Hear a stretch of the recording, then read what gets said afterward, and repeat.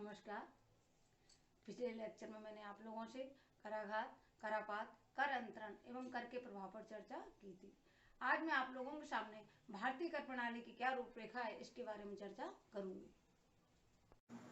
आइए अब हम आप लोगों से भारतीय कर प्रणाली पर चर्चा करेंगे कि भारत में किस तरह की कर प्रणाली का उपयोग किया जाता है। भारत में केंद्र एवं राज्य सरकारों द्वारा कर लगाया जाता है। ये दोनों ही सरकारों द्वारा प्रत्यक्ष एवं अप्रत्यक्ष कर लगाए जाते हैं। प्रत्यक्ष कर क्या है? हम देखेंगे कि प्रत्यक्ष कर वह कर है जिसे जिस व्यक्ति पर आरोपित किया जाता है उसी से वसूला जाता है।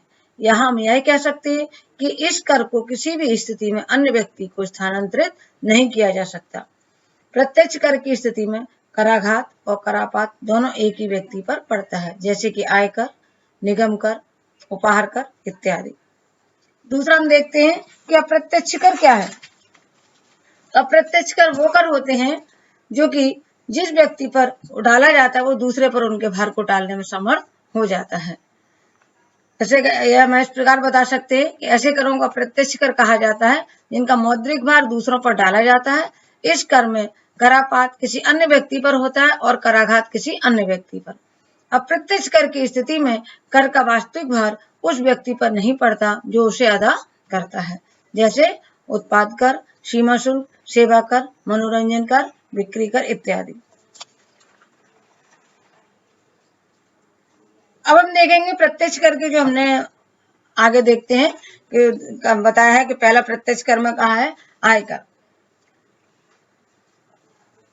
आयकर जो व्यक्तियों की आय पर जो कर लगाया जाता है उसको हम बोलते हैं आयकर है। आयकर उन विभिन्न स्रोतों पर लगाया जाता है जिनसे विभिन्न व्यक्तियों को आय प्राप्त होती है। आय के प्रमुख स्रोत हैं वेतनों से आय है, जमा राशियों पर ब्याज, मकानों से आय, व्यापार तथा व्यवसाय से मुनाफा या लाभ, पूंजी से लाभ तथा अन्य साधनों से आय इत्यादि। दूसरा हम देखते हैं कि निगम कर, कारपोरेट टैक्स, कंपनियों के मुनाफे पर लगाया हुआ कर, इसको हम निगम कर कहते हैं। इसको हम और विस्तृत रूप से इस तरह समझ सकते हैं, यह कर कंपनियों के लाभ पर लगाया जाता है, इसी कारण इसे कंपनी लाभ कर भी कहा जाता है। यह कर केंद्र सरकार द्वारा आरोपित एवं एकत्र किया जाता है। वर्तमान में निगम कर से भारत सरकार को सबसे अधिक राजस्व की प्राप्ति होती है। फिर है संपत्ति कर, किसी व्यक्ति की मृत्यु पर उसके उत्तराधिकारी को मिली या मिलने वाली संपूर्ण संपत्ति के प्रधान मूल्य पर, या वो चल हो या अचल, जो कर लगाया जाता है उसको हम बोलते हैं संपत्ति कर। नेक्स्ट है धन कर, वेल्थ टैक्स जो बोलते हैं। मूल्य निर्धारण तिथि को करदाता के पास कुल कितना कर योग्य या कराही शुद्ध धन हो उसी पर धन कर का वार्षिक उद्धरण किया जाता है। शुद्ध धन से अप्राय है गणना के वर्ष के अंतिम दिन करदाता के पास जितनी परिसंपत्तियां हों उन सब का कुल मूल्य। किसी भी परिसंपत्ति का मूल्य वही माना जाएगा जितने में वह परिसंपत्ति मूल्य निर्धारण तिथि को खुले बाजार में बेची जा सके। नेक्स्ट है उपहार कर। यह कर किसी व्यक्ति द्वारा स्वेच्छा से विद्यमान चल या अचल संपत्ति या अन्य व्यक्ति को मूल्य का विचार किए बिना दिया जाना है। यदि देने वाला मूल्य या बदले में कोई वस्तु प्राप्त करता है तो उसकी तुलना में उपहार का खुले बाजार में जो अधिक मूल्य होगा उसी पर इसको लगाया जाएगा।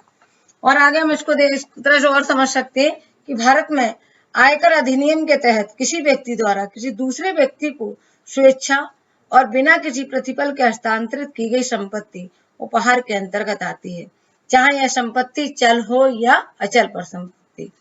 इस उपहार पर लगने वाले कर को उपहार कर कहते हैं।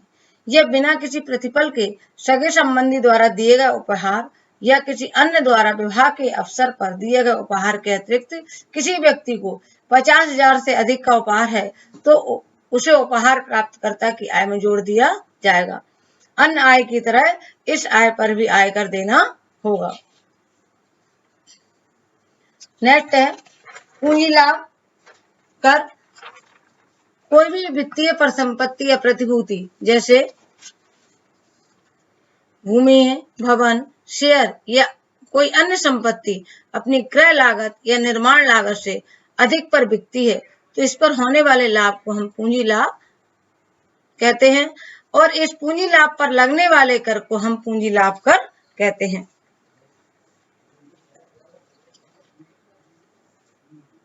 नेक्स्ट देखेंगे कि सीमा शुल्क आयात एवं निर्यात में होने वाली वस्तुओं पर जो लगाया जाता है कर उसको हम सीमा शुल्क कहते हैं और इसको और अधिक विस्तृत रूप से इस प्रकार समझ सकते हैं कि इस कर को देश की सीमा से बाहर जाने वाली तथा देश में बाहर से आने वाली वस्तुओं पर लगाया जाता है।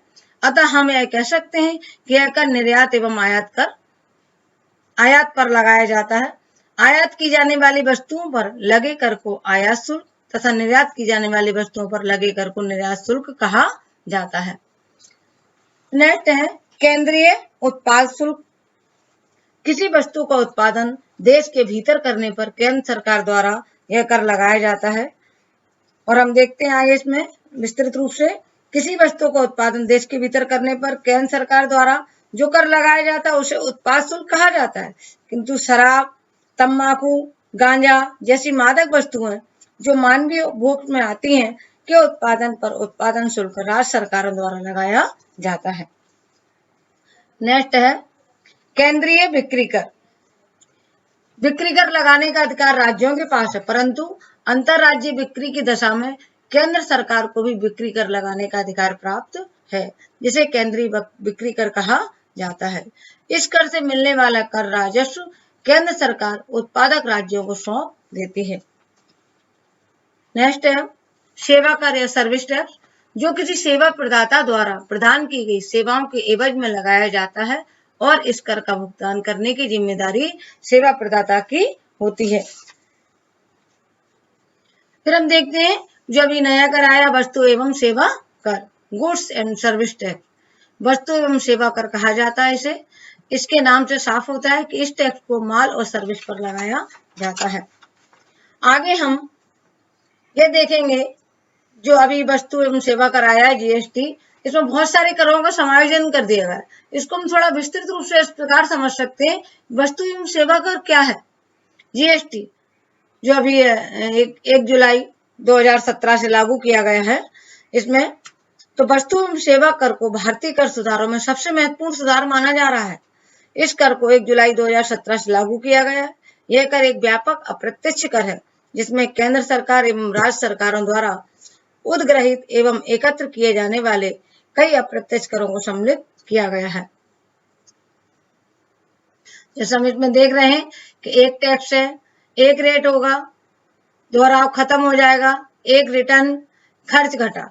मतलब कहने का है ये कर एक राष्ट्र एक बाजार की धारणा पर लागू किया गया है।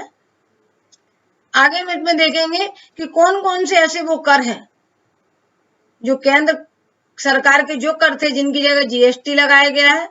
उसमें केंद्रीय उत्पाद शुल्क, मेडिकल और टॉयलेट संबंधी निर्माण पर अतिरिक्त उत्पाद शुल्क, विशेष महत्व की वस्तुओं पर अतिरिक्त उत्पाद शुल्क, सूती वस्त्र व संबंधित उत्पादों पर अतिरिक्त उत्पाद शुल्क, कस्टम ड्यूटी, विशेष custom duty, service tax, cess और सरचार्ज। इन सब केंद्र सरकार के जो भी अप्रत्यक्ष कर थे इन सब करों को मिलाकर के एक जीएसटी कर लगाया जा रहा है इन पर। और ये है राज्य सरकार के कर, जो राज्य सरकार अप्रत्यक्ष कर लगाती थी उन सबको एक साथ समायोजित करके जीएसटी लगाया जा रहा है। इसमें वेट है, केंद्रीय बिक्री कर, खरीद कर, विलासिता कर, प्रवेश कर, मनोरंजन कर जो स्थानीय निकायों के अथवा स्थानीय निकायों के अलावा लगते थे, विज्ञापन कर, लॉटरी, सट्टा और जुआ पर टैक्स, उपकर और अधिकार। इन सब करों को समायोजित करके जीएसटी लगाया जा रहा है। आगे हम नेक्स्ट देखते हैं इसमें कि जीएसटी की विशेषता है। जो हमारे गुड्स एंड सर्विस टैक्स जो लगाया जा रहा है उसकी क्या विशेषता है। तो सबसे पहला इसका है कि यह एक व्यापक कर है। यह एक व्यापक और अप्रत्यक्ष कर है जिसमें केंद्र सरकार एवं राज्य सरकारों द्वारा उद्ग्रहित एवं एकत्रित किए जाने वाले कई अप्रत्यक्ष करों को सम्मिलित किया गया है। जैसा अभी इधर देखा अपने चार्ट में देखा है तो बहुत सारे करों को मिलाकर के इसमें एक कर दिया गया है। दूसरा इसका दूसरी इसकी विशेषता है गंतव्य आधारित उपभोग कर। इसमें जीएसटी को वस्तुओं के विनिर्माण या वस्तुओं की बिक्री या सेवाओं के प्रावधान पर जो कर की पूर्ववत अवधारणा थी के एवज में वस्तुओं और सेवाओं की आपूर्ति पर लगाया जाएगा। सरल शब्दों में इस प्रकार हम समझ सकते हैं कि जीएसटी एक गंतव्य आधारित उपभोग कर है। जहां वस्तु एवं सेवा का उपभोग होगा उसी राज्य अथवा संघ राज्य क्षेत्र को यह कर उपार्जित होगा।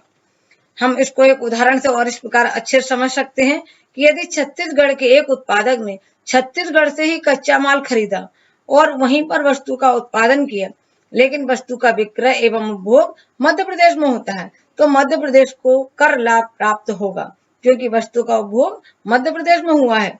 जीएसटी एक दोहरा कर है जिसमें केंद्र और राज्य सरकार दोनों को एक साथ समान कर आधार पर कर का उद्ग्रहण एवं संग्रहण किया जाता है। नेक्स्ट है इसकी बहुचरणीय कर। इस कर को उत्पादन से लेकर उपभोग तक कई चरणों से होकर गुजरना पड़ता है। भारतवर्ष की कर व्यवस्था में कर पर कर की समस्या मिलती थी। जैसे किसी वस्तु के निर्माण के लिए कच्चा माल खरीदने पर वेट का भुगतान करना पड़ता था। उस कच्चे माल से निर्मित वस्तु को बेचने पर सैन वेट का भुगतान करना पड़ता था। इसके बाद जब उत्पादक वस्तु को थोक विक्रेता को बेचते थे तब फिर से वेट एवं थोक विक्रेता के द्वारा खुदरा विक्रेता को बेचने पर वेट और फिर उपभोक्ता के क्रय करने पर भी फिर से वेट का भुगतान किए जाने के कारण कर पर कर की समस्या बनी हुई थी। जीएसटी एक बहुचरणीय कर है। यह कर वस्तु के निर्माण से लेकर उपभोग तक हर चरण पर लगेगा। यह एक बहुस्तरीय संग्रहण विधि का अनुसरण करता है। इस कर के आ जाने से कर पर कर की समस्या का समाधान हो जाएगा। नेक्स्ट इसमें है मूल्य वर्धित कर, वैल्यू एडेड टैक्स बोलते हैं इसको।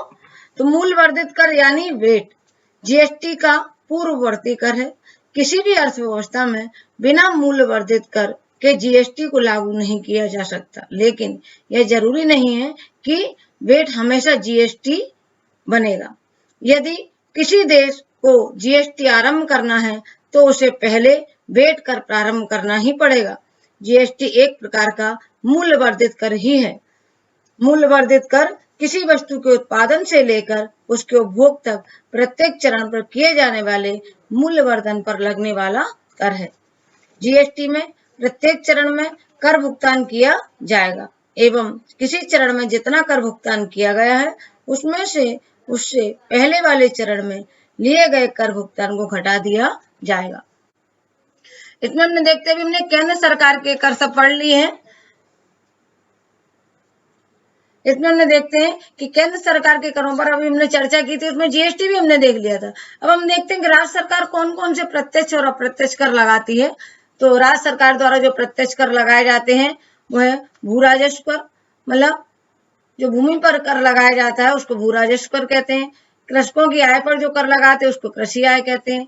पेशा कर, होटल प्राप्तियों पर कर, रोजगार पर कर, गैर सरई अचल संपत्तियों पर कर, ये सब जितने कर हैं इसके नाम से ही स्पष्ट हो रहा है ये राज्य सरकार के द्वारा प्रत्यक्ष कर जो है लगाए जाते हैं उनके नाम है। फिर इधर है ये अप्रत्यक्ष कर, इसमें बिक्री कर, स्टाम्प शुल्क, राज्य उत्पाद शुल्क, शुल्क, वाहन कर, विद्युत कर, मनोरंजन कर, विज्ञापन कर, चुंगी कर। इसमें से ज्यादातर सभी करों को इनमें से सबको मिलाकर के जीएसटी में समायोजित कर दिया गया है। जैसे कि हमने जीएसटी के बारे में चर्चा की थी, तो ये राज्य सरकार द्वारा पहले जो अप्रत्यक्ष कर लगाए जाते थे अब सबको समायोजित करके एक कर जीएसटी बना दिया गया है। Thank you.